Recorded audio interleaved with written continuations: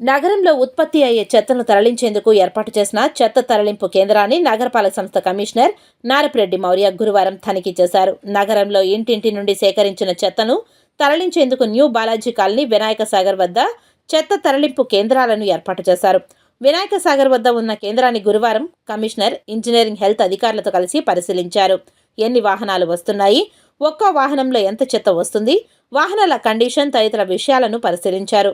డ్రైవర్లు, సిబ్బంది హాజరు నమోదు, వాహనాల రాకపోకలు రిజిస్టర్ను పరిశీలించారు. అంతకుముందు నగరపాలక సంస్థ కార్యాలయంలో అధికారులతో సమావేశమై 2 కేంద్రాలలో ఎన్ని వాహనాలు వస్తున్నాయి, తూకివాకం వద్ద గల చెత్త నిర్వహణ కేంద్రానికి రోజు ఎంత చెత్త తరలిస్తున్నారు, అక్కడ ప్లాంట్లో నిర్వహణ తదితర విషయాలపై సమీక్షించారు.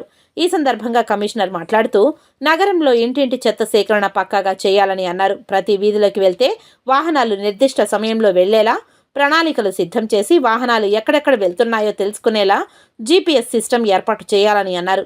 ఎక్కడైనా వాహనం మరమ్మతులకు గురైతే వెంటనే మరో వాహనం వెళ్లేలా చూడాలని అన్నారు. అలాగే చెత్త తరలింపు కేంద్రానికి వచ్చే వాహనాలలో ఎంత చెత్త వస్తుంది, అక్కడ నుండి తూకివాకం కేంద్రానికి కాప్లుక్స్లో ఎంత తరలిస్తున్నారు అనేది పక్కాగా కంప్యూటర్లో నమోదు చేయాలని అధికారులను ఆదేశించారు.